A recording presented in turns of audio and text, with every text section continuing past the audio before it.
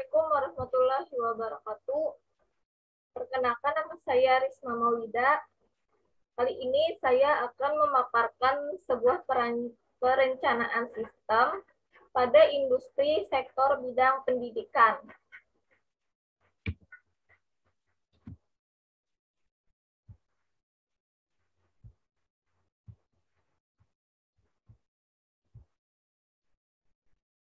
Seperti yang kita ketahui, bahwa pendidikan adalah proses pembelajaran bagi peserta didik untuk dapat mengerti, paham, dan membuat manusia lebih kritis dalam berpikir.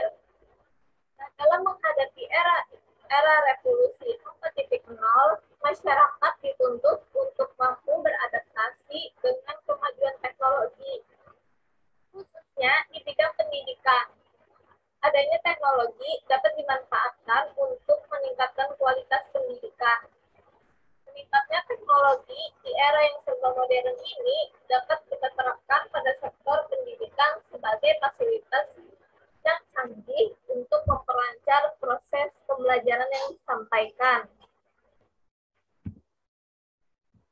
Teknologi di bidang pendidikan, teknologi pembelajaran merupakan media yang dirancang secara modern, kemudian dimanfaatkan sebagai teori dan praktik dalam pembelajaran sebagai sumber belajar.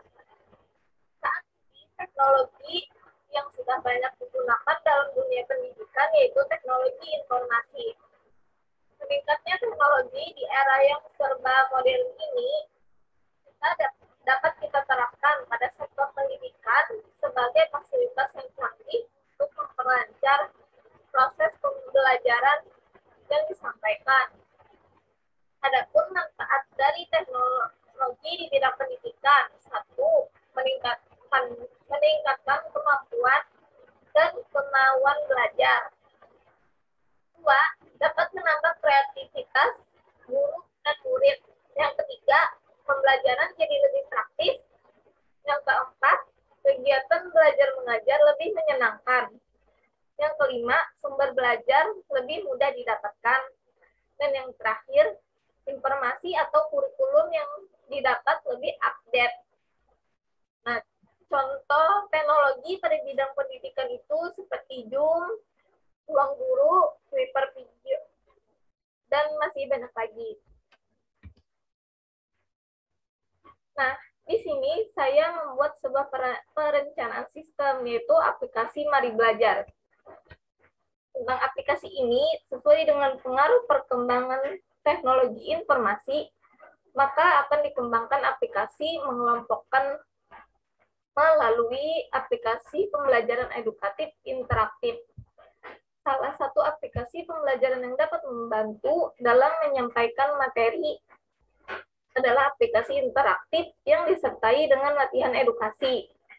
Nah, aplikasi ini berguna untuk memperkenalkan perangkat teknologi informasi dan komunikasi kepada siswa.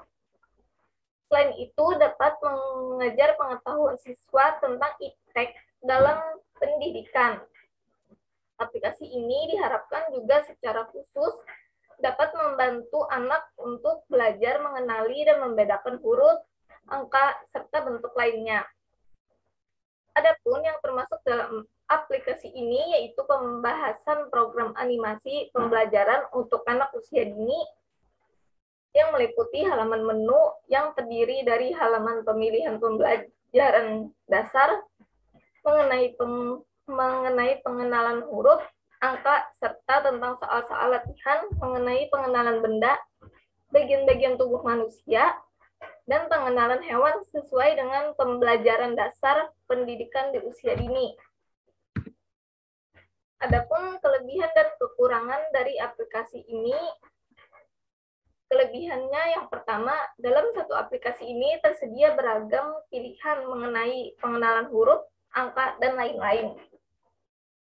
Didesain menarik agar disukai oleh anak-anak. Yang ketiga, dapat mempermudah para pengajar dalam menyampaikan materi. Yang keempat, dengan materi yang bisa diulang-ulang, dapat melatih daya ingat pada anak. Nah, di sini juga ada kekurangannya, yaitu memerlukan koneksi internet yang baik agar materi dapat selalu terupdate serta tidak dapat menjangkau ke daerah terpencil.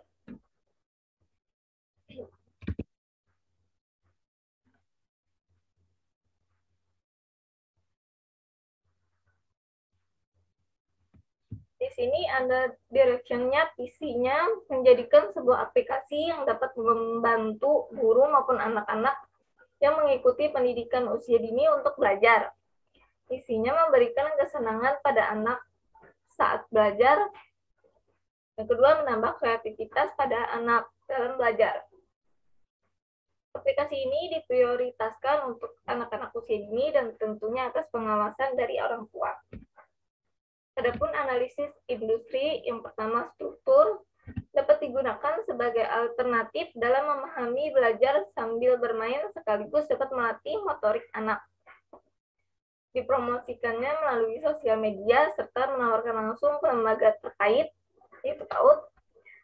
Target pemasarannya 90% digunakan oleh anak-anak usia dini. Target penggunanya ditargetkan untuk anak usia dini dan dalam pengawasan orang tua. Usia anak ini ekonominya dapat terjangkau karena hanya bermodalkan kuota internet untuk mengakses aplikasi tersebut dan materi-materinya. Nah, di sini saya juga melakukan analisis SWOT. Apa saja sih yang dapat membantu dalam tercapainya tujuan tersebut? Nah, dari dalam proses aplikasi dikatakan sempurna jika didukung oleh beberapa unsur seperti perangkat keras dan perangkat lunaknya. Sedangkan dari luar, penggunanya atau user dari aplikasi tersebut. Sedangkan yang dapat menghambat dalam mencapai tujuan tersebut dari dalamnya kurangnya fasilitas serta keterampilan si pembuat aplikasi dapat menghambat tercapainya tujuan tersebut. Sedangkan dari luar, kurangnya pengawasan orang tua terhadap anak-anaknya yang menggunakan aplikasi ini, sehingga anak-anak menjadi kecanduan untuk bermain gadget. Dan hal tersebut dapat mengancam jalannya aplikasi ini. Nah, dari beberapa pemaparan tadi dapat saya simpulkan.